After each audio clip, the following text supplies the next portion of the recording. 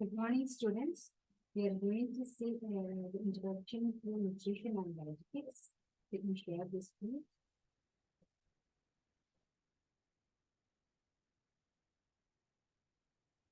So today we will be seeing the basic concepts of nutrition, the definition and related things we will be seeing.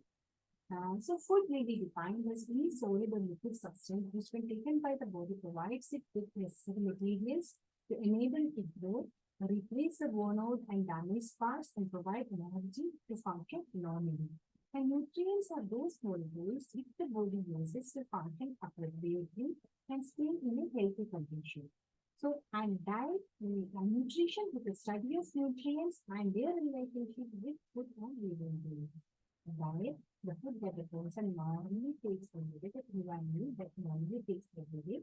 And malnutrition means indirect or imbalanced intake of nutrients, and undernutrition means insufficient total intake of nutrients. The basic dietary components are like five basic dietary components: carbohydrates, fats, proteins, vitamins, minerals, and trace elements. The components under 1 to 3, they are carbohydrates, fats, and proteins. They are on its macronutrients, and those vitamins and minerals and trace elements, they are one of the micronutrients. So coming to the carbohydrates, it is one of the major micronutrients. It's not actually required in the diet, but we consume it in large amounts every day because they are the cheapest source of energy and easily available dietary sources. Carbohydrates are the main source of energy to the body, which provide about 70% of the daily calorie requirements. Carbohydrates, in addition to the supply of energy, also serve the components of cell membrane and receptors. And carbohydrates are very well synthesized in our body from non-carbohydrate sources. Cellulose and sweat reflex is something that it's also an interesting thing which I wanted to just mention here. Cellulose or polysaccharides are materials present in the diet for and become the bulk or the fiber of the food and cannot be digested by human beings because of the absence of the enzyme cellulose. The cellulose present in the movement of the food helps in the movement of the food through gastrointestinal tract. So cellulose materials in the diet absorb the waste from large intestine. While doing so, it stretches the walls of the large intestines. As a result, defecation takes place. And this is called the stretch routine. And I just want to introduce a metabolic disorder, that is the diabetes mellitus, wherein there is an increased level of glucose in the blood. And hyperglycemia affects the normal functioning of the kidney, or the higher amounts of glucose in blood. It affects the normal functioning of the kidney and also brain, leading to hypertension, or what we commonly call as BP and other abnormalities. Hence, in diabetes mellitus patients, the blood glucose level should be kept under control, for which the carbohydrate should be restricted in the diet. The energy requirements for these diabetes patients can be made with proteins and to some extent with the help of fats. I just want to introduce about non-carbohydrate sweeteners. Some of the non-carbohydrate sweeteners are saccharin, sodium cyclamate, mannan, and aspartate. These sweeteners are also used in milk powder supplied to children with lactose intolerance, wherein the milk is free from lactose but contains some of these sweeteners. Why lactose milk? We should add some of these sweeteners is because this lactose is what gives this slight sweetness to the milk. Okay, so when the lactose is removed for the kids who are lactose intolerant, there should be some other sweeteners that need to be added. That's why these non-carbohydrate sweeteners are added. The saccharin is 400 times bigger than table sugar and it's commercially used in large scales, though it is banned scientifically at present. It is used as sweetener in diabetes and obesity, and it is harmful to human beings as when saccharin is given in large quantities in drinks and food, it causes cancer also. However, as the risk is too low, it is still used as an artificial non-calorie sweetener in the diet drinks, especially of those with diabetes. Sodium cyclamate, it is 30 times sweeter than table sugar and it is a carcinogenic agent and has been banned from prepared foods nowadays. Whereas aspartame, it is 180 times sweeter than table sugar And it's a mediate ester of a dipeptide of two amino acids. You can see here aspartate. It's normally occurring protein. And it is non-toxic and it is used as a sugar substitute in many foods. And monoline is actually a protein with a molecular weight of 11,000 and it is 3,100 times sweeter than table sugar and obtained from a plant known as serendipity berry. And its sweetness is due to its three-dimensional conformation of the polypeptides. So you can see how this is how the saccharin looks almost saccharin, sodium cyclamate and aspartame looks like sugar. And this is a serendipity berry from which the monoline is prepared. The next macronutrient is fats. They are also not actually needed in our diet, but we consume it because its high calorific value that it gives almost 1 gram to 9 kilocalories of energy. And also it can be easily stored with less amount of water and also occupy less space. These fats are also taken because of the essential fatty acid content. So these essential fatty acids are very much important for our body and cannot be synthesized inside our body since they have to be supplied to the diet. And those ones are like linoleic acid and linoleic acid. Okay. And linoleic acid is also considered as an essential fatty acid, but the thing is like if linoleic acid is there, it can be synthesized in linoleic acid. They are also good sources of fat-filled vitamins like A, D, E, and K. We will see in detail about the vitamins later. The plant fats are considered superior to animal fats because they contain more of polyunsaturated fatty acids. That is, they have less cholesterol, and the cholesterol in diet should be restricted because like heart diseases and atherosclerosis and all those things.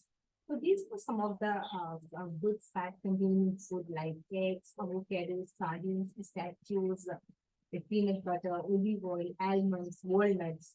And these are the ones containing very high fat, like chocolate, nuts and seeds, butter, cheese, and fats and meaty fish.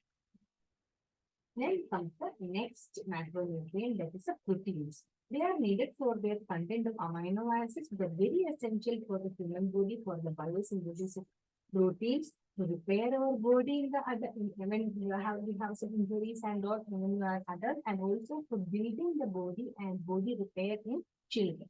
Human body proteins are made up of only 20 standard amino acids, out of which only 10 amino acids can be synthesized in the body, whereas the other 10 has to come from the diet.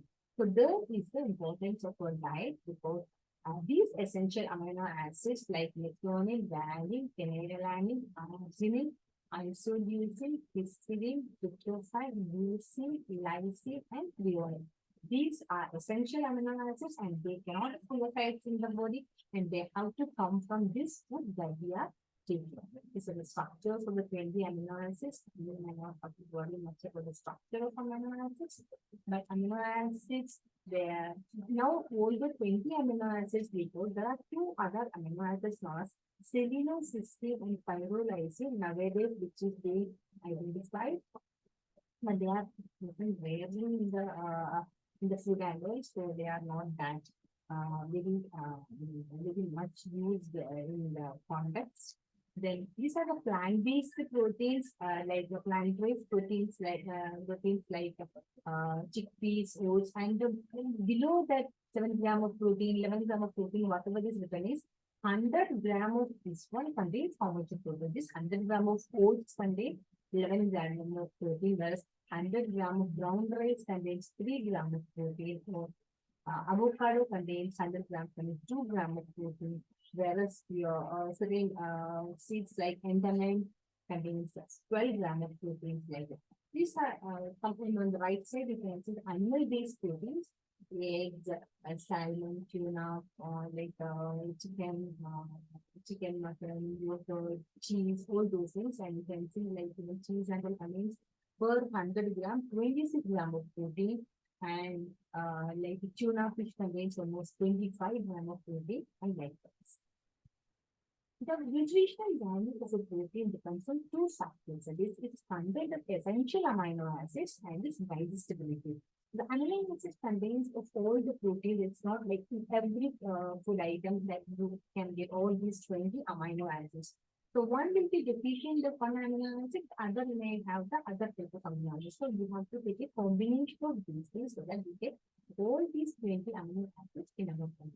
And nitrogen balance is another term that we should know, that is, it's a condition in which the intake of protein nitrogen exactly balances the loads of nitrogen in urinary filters. So if the intake is more than the output due to nitrogen retention as tissue protein, then the subject is typically positive nitrogen balance, whereas if the intake is less than the output, as in the case of illness and old age and low, then the subject is typically negative nitrogen balance. Another term that is of importance is biological value of protein. Biological value of a protein is a factor that is inversely proportional to the amount of a given protein source that must be consumed to keep an adult human in nitrogen balance. So the protein taken in the diet has all the essential amino acids in good proportions and in completely digested, and it is completely absorbed, then that protein is said to be a good protein, or it is having 100% biological value. The protein of 10% biological value should also completely replace the nitrogen lost in urine. Generally, animal proteins have higher biological value than the plant proteins because animal proteins are much like the human proteins, and hence they have more digestibility and absorbability. For example, egg and milk portions have the biological values nearly 100%. And most of the plant proteins have no biological values and the poor proteins, but we can compensate by taking combination of vegetables like succotash or like corn proteins which are low in lysine but contain adequate amount of tryptophan, whereas bean proteins have adequate amounts of lysine but low in tryptophan. They can compensate. So if you make a mixture of these vegetables, that dish also will become like something like a having 100% biological value. The protein sparing action of carbohydrates and fat is something that is like it makes the protein available for anabolic or constructive purpose. Carbohydrates and fats will be like picking up that energy giving purpose to supply the required energy. So the proteins will not take part in energy metabolism. Especially in proteins, the patients who are needing tissue repair, this action can be seen very dominantly. And protein sparing is a process by which the body derives energy from sources other than protein. So such sources can include fatty tissues, dietary fats and carbohydrates. And protein sparing conserves the muscle tissue. Finally, one and so some message. So this much is that we are going to discuss today. Thank you.